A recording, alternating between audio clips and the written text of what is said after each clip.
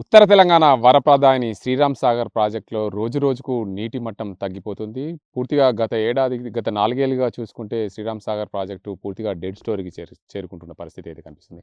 ప్ర శ్రీరామ్ సాగర్ ప్రాజెక్టు పూర్తి స్థాయి నీటి మట్టం 1091 అడుగులతో 90 టీఎంసీలతో ఈ ప్రాజెక్టును నిర్మించారు. 16 లక్షల ఎకరాలకు వర్షాకాలం అదేవిధంగా ఎండాకాలంలో సాగునీరు అందించేందుకు ఈ ప్రాజెక్టు నిర్మించింది. కానీ శ్రీరామ్ సాగర్ ప్రాజెక్టులో నీటి మట్టం లేకపోవడం పూర్తిగా డెడ్ స్టోరేజ్ చేరుకున్న పరిస్థితి అయితే కనిపిస్తుంది.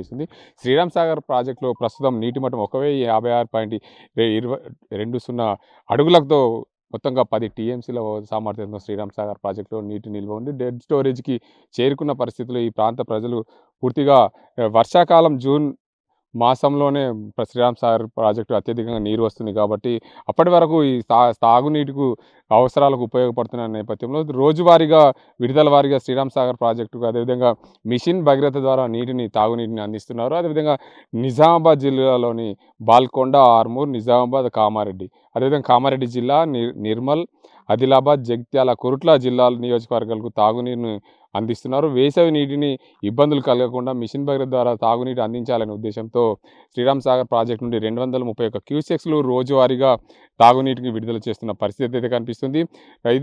ఇదే కోణంలో చూసుకుంటే శ్రీరామ్ సాగర్ ప్రాజెక్టులో రోజు 275 క్యూసెక్ల నీటి ఆవిరవుతుంది. అందువల్ల శ్రీరామ్ సాగర్ ప్రాజెక్టు పూర్తి స్థాయి నీటి మట్టం ప్రస్తుతం అయితే డెడ్ స్టోరేజ్కి చేరుకున్న పరిస్థితి. 10 టీఎంసీలతో శ్రీరామ్ సాగర్ ప్రాజెక్టులో నీటి నిల్వ ఉంది.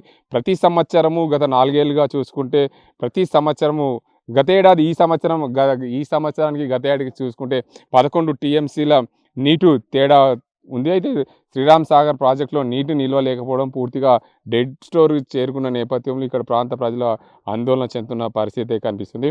అయితే 2021లో శ్రీరామ్ సాగర్ ప్రాజెక్టులో 24.616 టీఎంసీల నీరు ఉండే 1067.6 అడుగుల నీటి సామర్థ్యం నీరు ఉండే. కానీ 2022లో 1065.10 టీఎంసీల నీటితో శ్రీరామ్ సాగర్ ప్రాజెక్టు ఈసారి అయితే చూసుకుంటే గత ఏడాది 1065.90 టీఎంసీలతో అడుగులతో ఉండే 21 టీఎంసీలతో నీరు నిల్వ ఉండే శ్రీరామ్ సాగర్ ప్రాజెక్టులు ఈ ఏడాది చూసుకుంటే 2024లో 1055.8 అయితే 10 టీఎంసీలకే పూర్తి స్థాయిలో నీటి నిల్వ ఉన్న పరిస్థితి అయితే కనిపిస్తుంది.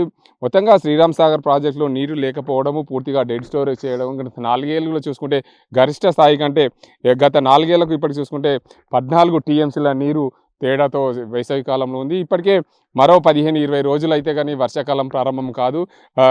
రోహిణి కార్తె, మృగశిల కార్తె పూర్తయిన తర్వాత వర్షాలు మొదలవుతాయి. అదేవిధంగా శ్రీరామ్ సాగర్ ప్రాజెక్టు ఎగువనున్న మహారాష్ట్రలో ఉన్న ఎగువనున్న ప్రాజెక్టులు నిండితే కానీ శ్రీరామ్ సాగర్ ప్రాజెక్టులు పూర్తి స్థాయిలో నీరు వచ్చే అవకాశం లేదు. కాబట్టి ప్రస్తుతం ఉన్న నీటిని తాగునీటి అవసరాల కోసం వాడుకోవాలనే ఉద్దేశంతో తెలంగాణ రాష్ట్రంలో ఏర్పడ్డ కాంగ్రెస్ ప్రభుత్వము పూర్తి స్థాయిలో తాగునీటి అవసరాలకు అందించాలనే ఉద్దేశంతో రోజువారీగా 231 క్యూసెక్స్ల నీరును మిషన్ భగీరథ ద్వారా తాగునీటికి అందిస్తున్నారు. అదే కోణంలో రోజు 275 క్యూసెక్స్ల నీరు కూడా వృధా ఆవిరవుతున్న పరిస్థితి కనిపిస్తుంది. శ్రీరామ్ సాగర్ ప్రాజెక్టు రోజుకు డెడ్ స్టోరీకి చేరుకున్న నేపథ్యంలో ప్రజలు ఆందోళన చెందుతున్నారు.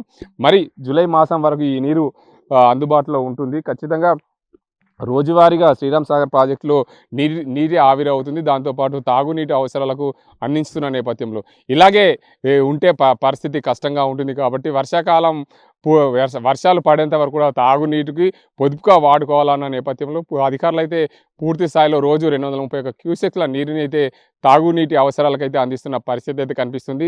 ప్రజలు కూడా ఈ చుట్టుపక్కల ఉన్న ప్రాంత ప్రజలకు చెరువులు, కుంటలు నింపే దిశగా ఈ ప్రాంత పశువులకు కూడా నీరు అవసరం ఉంటుంది. కాబట్టి ఈ ప్రాంతంలో శ్రీరామ్ సాగర్ ప్రాజెక్టు డెడ్ స్టోరేజ్కి చేరుకున్న నేపథ్యంలో పశువులు, గొర్రె కాపర్లు కూడా ఇబ్బందులు ఎదుర్కొంటున్న పరిస్థితి కనిపిస్తుంది. మొత్తానికి ఉత్తర తెలంగాణ వరప్రదాయని శ్రీరామ్ సాగర్ ప్రాజెక్టులో నీటి నిల్వ లేక ఆందోళన చెందుతున్న పరిస్థితి కనిపిస్తుంది. ఇది ఇక్కడ పరిస్థితి.